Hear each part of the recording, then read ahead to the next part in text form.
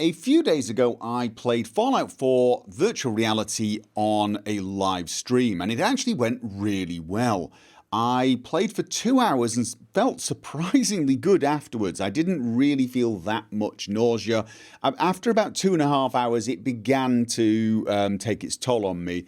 And, it's probably still the sort of thing that I'm only going to do in small amounts until I get a little more resilient to that sort of environment. But overall, I really did enjoy it. But it also went pretty well with the stream. I was trying some new tools out to try and be able to read chat inside virtual reality. I've actually got a better one now. I'm going to show that on the next stream. But overall, it was a ton of fun. And I think Fallout 4 is actually a good game for VR players. I was surprised how well done it actually was. It felt really good. There were some telltale signs that it was not a game designed for VR. For example, the way you picked things up was a little odd.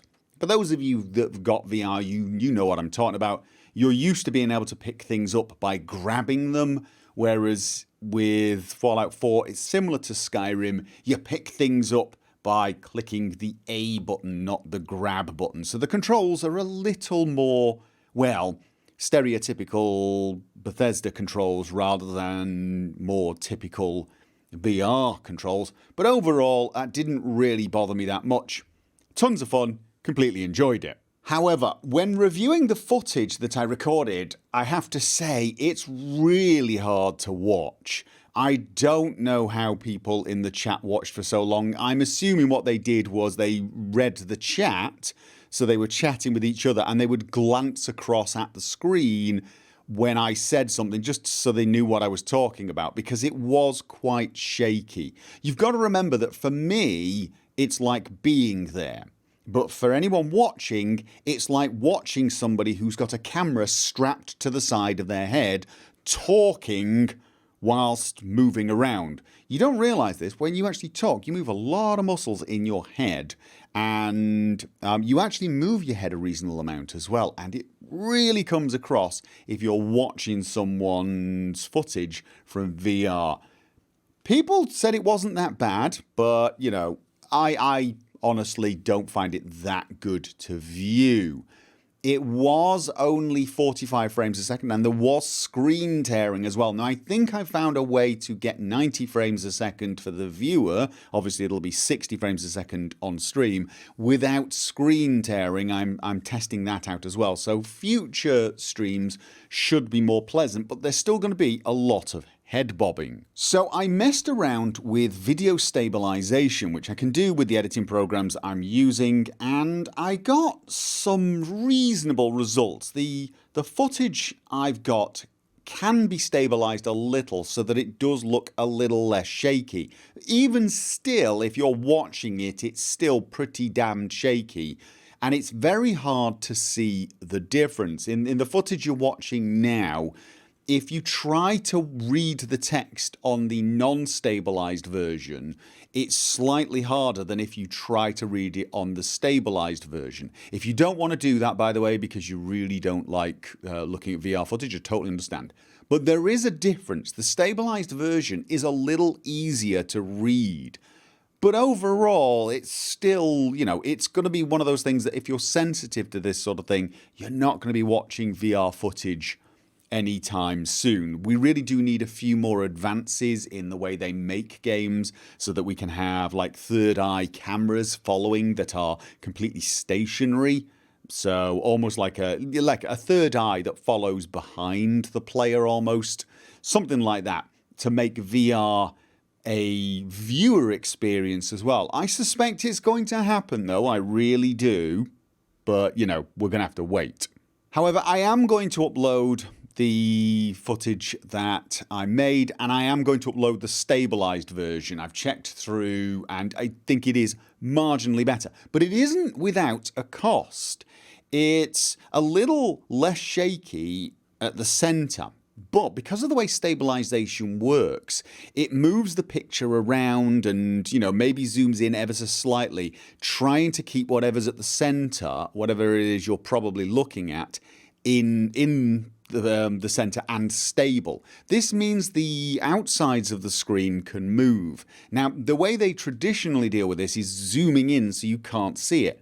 But on VR, the movement can be quite large and you really have to zoom in a hell of a lot and you lose a lot of detail. One way I found of combating this was to do what they call clamp the edge, and what this does is it just sort of leaves the image from the border of your screen to the border of the actual image as the same color, so it almost looks like the edge just gets a little stretched.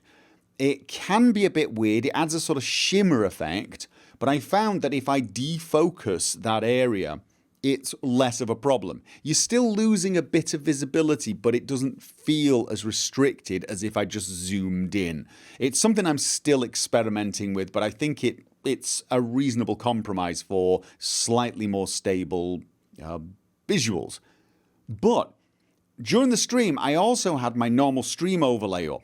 And of course, the stream overlay was rock steady because it's not in virtual reality. And what I found was when I looked at the footage that was stabilized, those things shook all over the place, which gave you a clear indication of how much stabilizing the video editor did. But those things were shaking, and I found my eyes drawn to them, and it was making me even more nauseous. So what I had to do was actually blur those. Once I blur those so you can't see them, the effect got better. It was only in certain places. Some places they're still quite stable, but some places they just really, really shake. For future streams, what I'm going to do is not have the overlay on top of the VR footage. What I will actually do is have stream alerts and things like that in the virtual reality, so they will be affected by the same visual stabilization. You'll only be able to see them when I actually look at them, obviously, but I think it's a better trade-off. And the last downside is the fact that it takes a huge amount of time. For a 45-minute episode, the stabilization process took approximately 6 hours. So that's just 6 hours just to do the stabilization. And then the render process, instead of taking what would normally be an hour to an hour and a half, it took 13 to 14 hours. It was at least 12 more hours on the render. So a total of 18 hours per video extra work for the machine. Now, it's not stuff I'm doing, it's doing it in the background, so I left it overnight doing this. But obviously, this is not something that I could do if I was doing nothing but virtual reality videos. So this would not be an option for 6 videos a week. I can probably handle it with the 1 or 2 videos I make in virtual reality so that I will be able to stabilize them, because again, I do think it makes it a bit more viewable. But realistically, there's still a long way to go before we're getting viewable VR in any sort of bulk. Not just on my channel, but on a lot of channels, I believe. At least if they're going to go through stabilization, it takes quite a long time. So, what I'm saying is I'm not going to be switching over to virtual reality and doing 6 Let's Play episodes per week in virtual reality. Partly because it's still kind of nauseating to look at, and partly because I simply do not have enough hours in the week to be able to process that and stabilize it. So we're still a ways off. However, if you're interested in watching what I did and listening to me experience VR, because that's probably still the best way to experience it, put it on a monitor at the side or something, like a small window, and just listen. And then every now and again, if I say something, you can glance at the screen and see what I'm talking about.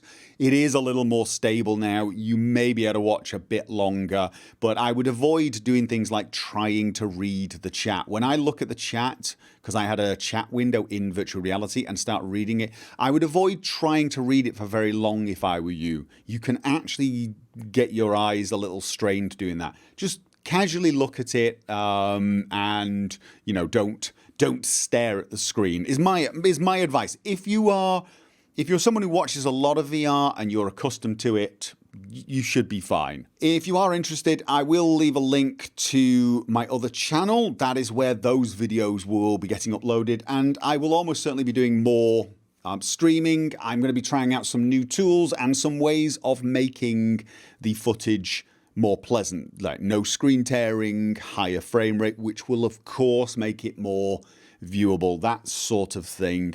So you're more than welcome to join me on the streams as well, and hopefully now I'll actually be able to see and hear your alerts whilst in virtual reality, which is kind of cool actually. So links down below. Thank you for listening, and I will catch you guys next time.